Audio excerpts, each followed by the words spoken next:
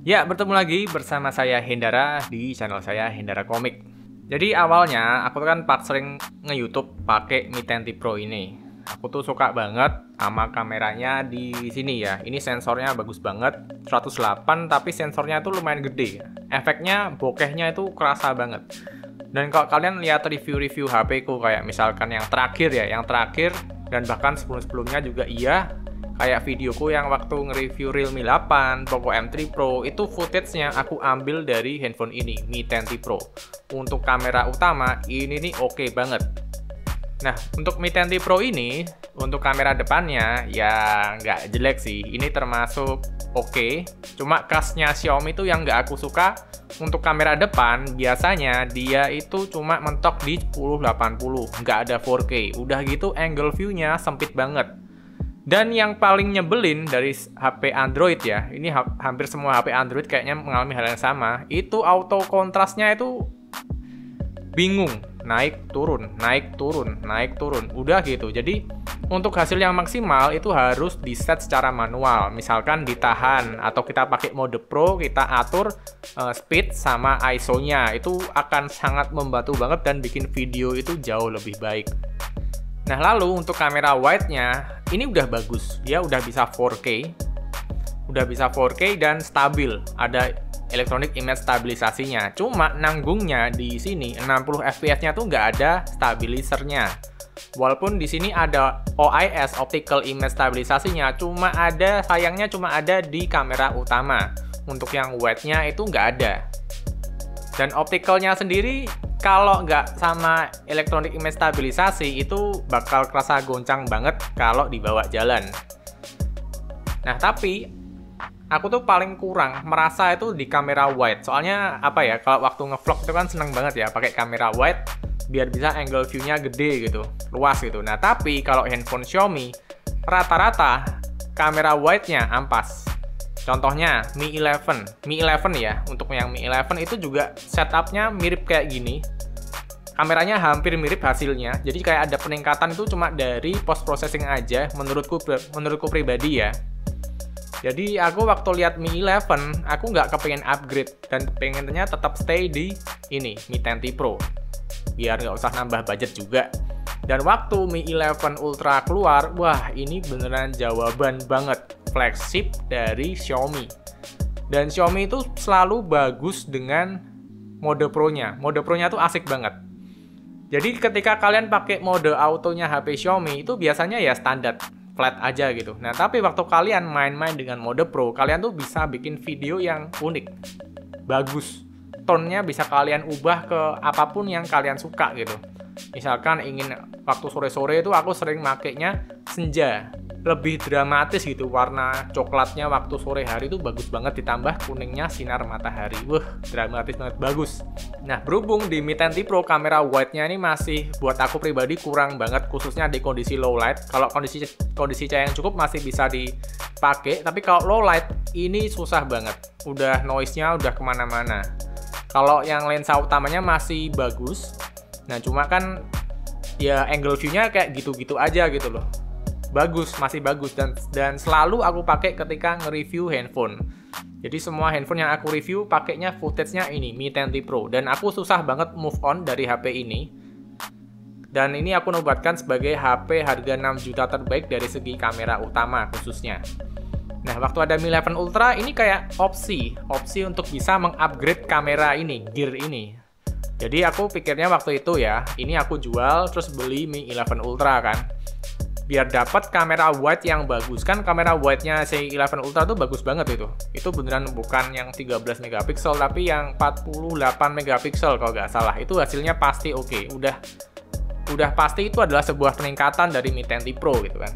Nah, waktu aku lihat peluncurannya, harganya aku kira awalnya bakal 14 jutaan gitu.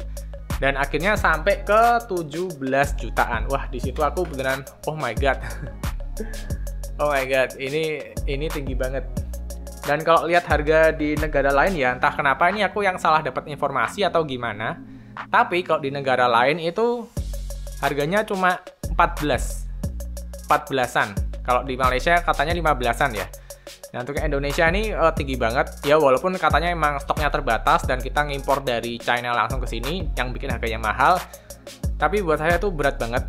Ditambah lagi waktu aku ngidam Mi 11 Ultra dari kuartal 1 awal tahun ini ya, apalagi udah ada spoilernya dari YouTuber Filipina siapa tuh yang katanya bocorin itu. Wah, itu beneran ngidam banget tuh sama Mi 11 Ultra. Udah aku tunggu-tunggu gitu. Jadi hampir semua video review kamera dari Mi 11 Ultra itu udah aku tonton, hampir semua. Di sini masih ada kekurangan dari versi aku nonton YouTube ya. Aku belum punya sendiri, aku belum megang sendiri. Oh, kalau megang udah kemarin di display waktu beli Poco M3 Pro itu udah aku pegang. Nah, tapi kalau punya sendiri belum, jadi belum pernah nyoba sampai ngulik dalam. Tapi dari segi review dari teman-teman YouTuber yang lain itu tuh udah gimana ya? Masih ada kekurangan yang aku lihat, walaupun aku belum beli, tapi aku udah tahu nih kekurangannya apa. Ya mungkin agak sotoy ya, tapi ini beneran terjadi. Pertama yang nggak aku suka adalah kamera depannya. Nah, kamera depannya tuh hampir aku bilang ya masih gitu-gitu aja, masih ada di 1080.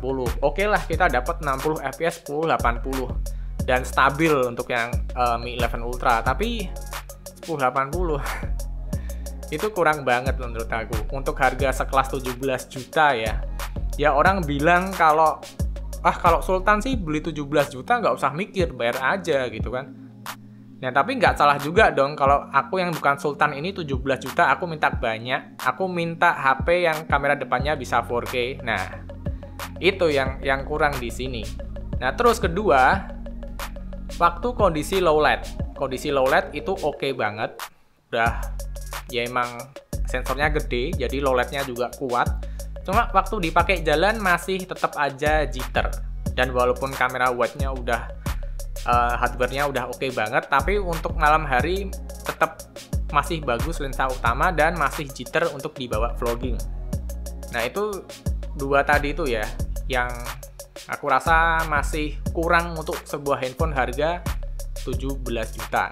Terus yang ketiga, ini mini display-nya yang di belakang itu bagus banget. Dan aku sangat berharap banyak banget dengan mini display itu yang ada di belakang. Soalnya apa? Aku bayangin bisa ngevlog pakai Mi 11 Ultra, kameranya dibalik kayak gini. Nah, jadi kita pakai kamera utama, bukan pakai kamera depan, dan pasti hasilnya lebih bagus. Dan itu adalah cara satu-satunya terbaik untuk bisa menarik hati para vlogger gitu kan. Nah, tapi sayangnya hingga detik ini tuh nggak ada updatean yang bisa membuat mini display yang ada di belakang itu bisa mempreviewkan video yang diambil. Nah, katanya emang ada janji untuk update bisa melakukan hal itu, tapi aku nggak yakin. Aku nggak yakin Xiaomi bakal ngasih updatean itu. Dan aku malah lebih yakin ya kalau Xiaomi tuh bakal ngasih updatean itu di seri selanjutnya. Misalkan Mi 12 Ultra. Jadi Mi 12 Ultra mungkin besok akan bisa melakukan preview video di mini display-nya sebagai salah satu selling point. Nah, itu yang beneran mengganjel yang ketiga buat aku. Nah, keempat, handphonenya tuh berat banget. Emang premium semua ya, bodinya itu premium semua. Dari bahannya seramik, pinggirannya aluminium, pokoknya semuanya premium. Sampai ke layarnya tuh waktu aku lihat di Mi Store tuh emang beda banget. Layarnya emang bagus banget sih. Dan lengkung, curve, jadi kerasa banget flagship-nya. Nah, tapi dengan bobot seperti itu untuk buat ngevlog agak berat kalau pakai satu tangan. Ini pernah aku pakai buat ngevlog kayak gini gitu kan, Mi 10T Pro gitu. Aku kasih holder juga. Dan aduh, berat banget, tangannya nggak kuat lama. Dan aduh, aku sampai mikir-mikir kayaknya perlu HP yang lebih ringan lagi kalau mau ngevlog. Nah, terus poin yang kelima yang aku butuh banget untuk di harga HP 17 juta itu adalah MHL. MHL itu apa ya? Pokoknya bisa display out ke HDMI gitu kan, ke TV gitu. Soalnya waktu nge-YouTube kayak gini aku tuh sering pakai DSLR, aku colokin HDMI ke TV gitu biar bisa lihat previewnya gede, nggak takut ngeblur gitu. Nah, untuk Mi 11 Ultra itu nggak ada MHL-nya. Sayangnya seperti itu, jadi nggak ada display out-nya. Padahal kan kalau kita display out dengan kamera sebagus itu, kita bisa setup studio gitu. Jadi kameranya di sini nyolok ke TV, jadi kita bisa lihat previewnya. Atau kita ingin jadi konten gaming, kita bisa pakai OBS, kita bisa nge-game sambil nge-record. Ya emang sih ada beberapa cara untuk mengatasi hal itu. Ada beberapa cara untuk bisa meng-MHL kan handphone yang nggak memiliki fitur itu, ada sih. Aku lihat di internet ada, cuma belum aku coba. Nah, tapi secara basicnya yang diberikan oleh Xiaomi itu nggak bisa gitu. Dan untuk harga 17 juta itu buat mungkin kaum mendang-mending yang kere kayak saya juga, ini terlalu tinggi banget. Dan yang didapat itu masih kurang dari ke 5 poin tadi. Dari kamera depan nggak ada 4K, terus kamera belakangnya masih a jitter, yaitu mungkin emang rada wajar ya. Terus mini display yang nggak bisa nampilin video, beratnya yang 235 gram ya. Terus sama yang terakhir nggak bisa MHL support. Di situ aku memutuskan untuk ya oke lah, mungkin someday udah tahun depan mungkin ya harga secondnya udah murah. Mungkin aku akan coba ngulik handphone Mi 11 Ultra, mungkin. Karena untuk Mi 10T Pro ini udah aku suka banget sih dengan kamera utamanya hingga sekarang. Kalau kalian punya lighting yang tepat dan kalian bisa main mode Pro, ini hasilnya luar biasa banget kameranya. Bahkan Mi 11 Ultra akan lebih outstanding banget pasti. Tapi emang harganya, wow, nggak bisa dibilang murah seperti kata Alvin waktu peluncurannya. Nah, sembari aku menunggu Mi 11 Ultra, aku akhirnya membeli satu handphone yang kameranya aku anggap sedikit bisa mengobati dari perasaanku yang sedikit kecewa. Dan akhirnya aku memilih membeli handphone ini, iPhone. Nah, akhirnya Mi Fan beli iPhone. Dan iPhone yang aku pilih kali ini adalah iPhone 12, tapi yang versi mini. Jadi beberapa hari ini kalian mungkin akan lihat reviewku tentang iPhone 12 ini. Aku ngulik banget di bagian kamera. Dan kenapa aku beli iPhone yang 12 mini gitu kan? Nggak yang 12 aja, selisih dikit, atau 12 Pro. Jawabannya simple, kenapa nggak ambil 12 Pro? Itu terkendala budget lagi. 12 Pro masih harganya berapa ya? 15-an ya kalau nggak salah ya. Tapi kalau harga sekarang udah turun banget dari harga awal datang di Indonesia. Dulu itu yang iPhone 12 itu harganya 16 juta kurang 15.999 kayaknya kalau nggak salah itu. Nah sekarang udah 12.999 alias 13 juta kalau kalian cek iBook di websitenya. Dan untuk yang mini juga udah turun. Sekarang untuk barunya itu 10.999. Nah kenapa aku beli yang mini? Ya jawabannya ya bener, ekonomis. Ini adalah iPhone yang paling murah di antara seri iPhone 12 saat ini. Nah cuma enaknya iPhone itu HP-nya ya. Walaupun dia seri yang termurah, seri yang terendah, kameranya masih bagus dan hasil videonya, fotonya sama. Kalau dijajarin sama semua. Dan enaknya lagi ya, sebetulnya itu kamera-kamera iPhone itu hampir mirip semua kok. Jadi itu peningkatannya yang paling aku rasa itu ada di resolusi sama ada di low light-nya. iPhone 11 itu juga sebetulnya udah bagus sih, dan kalau dibuat kamera ini juga udah oke. Oh ya, ini aku ngerekamnya pakai kamera depan di iPhone 12 mini. Kalau kemarin yang video HP baru TKDN Xiaomi itu pakainya kamera belakang. Dan aku lihat hasilnya bagus sih, menarik. HDR-nya hidup, warnanya cerah gitu. Nah, itulah enaknya iPhone. Kalau kalian beli yang versi rendah sampai yang tinggi, itu kalau dari hasil kamera nggak ada yang disunat. Ya paling kalau yang mini nggak ada kan lensa telenya sih, itu aja yang paling mendasar. Kalau ada fitur-fitur kayak gimbal apa gitu, itu emang aku kurang mendalami sih. Nah, tapi apakah handphone ini artinya lebih baik dari Mi 11 Ultra? Aku bilang enggak. Mi 11 Ultra di beberapa aspek masih jauh lebih unggul daripada iPhone 12 mini ini. Apalagi iPhone 12 itu baterainya kecil-kecil, harganya kayak gitu, buat kalian main game itu kalau enggak sultan ya, kalau enggak sultan tuh rasanya nyesek banget. Apalagi waktu baterai health-nya turun 1% itu langsung aduh gawat, harganya akan turun gitu kan. Jadi emang secara harga handphonenya ini emang bukan kaum mendang-mending sih. Nah, tapi kenapa aku beli ini? Nah, kenapa aku beli ini? Karena iPhone 12 ini tuh memberikan hasil kamera video, khususnya video untuk vlogging tuh cukup baik, sangat baik. Dengan dengan ciri khas tone-nya iPhone gitu. Terus dia juga untuk yang 12 mini ringan, cuma memang minusnya adalah baterainya tuh kecil banget. Dan aku nggak yakin kalau pakai iPhone 12 mini ini sebagai handphone utama ditambah untuk kamera vlogging, aku nggak yakin itu bakal bisa bertahan sehari. Dan banyak para YouTuber juga nge-review kalau 12 mini itu emang kekurangannya ada di baterai. Dan untuk size-nya juga dibuat nge-game juga nggak enak. Nah, cuma berhubung aku tahu kebutuhanku secara spesifik dari sebuah handphone, aku nggak akan nge-game di iPhone. Aku lebih milih nge-game di Poco M3 Pro yang lebih murah. Aku cuma butuh kamera aja. Jadi aku ambilnya yang 12 mini. Nah, kalau yang 12 Pro atau Pro Max aku nggak ambil karena pertama mahal, kedua aku nggak terlalu butuh lensa tele. Dan ketiga, aku cuma mungkin untuk saat ini akan kupakai iPhone 12 mini ini sebagai kamera pocket aja.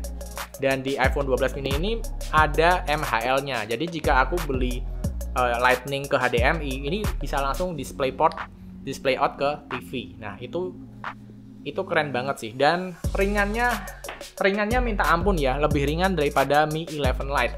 Jadi ada di 135 gram. Sehingga kalau aku vlogging dengan holder ini pasti nggak akan membebani tangan lagi. Dan udah aku coba kameranya udah aku coba, emang ya kalau khas iPhone itu emang bagus. Langitnya dan backgroundnya tuh bisa ketangkap jelas, dimana kita kalau pakai Android biasanya tuh demi menampakkan wajah kita mengorbankan background yang di belakang, jadi blown out backgroundnya. Itu sering banget aku temuin di HP-HP Android.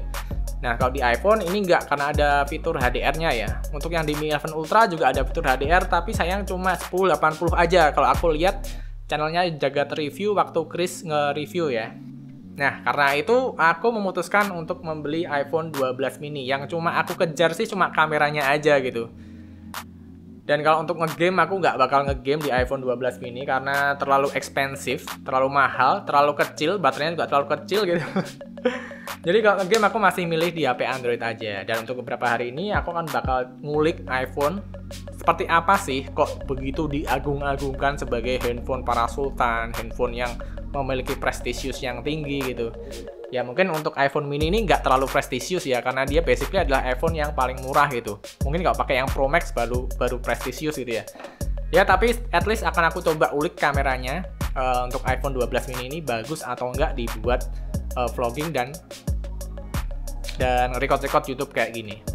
Jadi sekian aja videonya. Terima kasih yang udah menonton curhatan saya yang nggak mampu beli Mi 11 Ultra dan akhirnya memilih untuk membeli iPhone 12 mini. Terima kasih semuanya dan sampai bertemu di video berikutnya.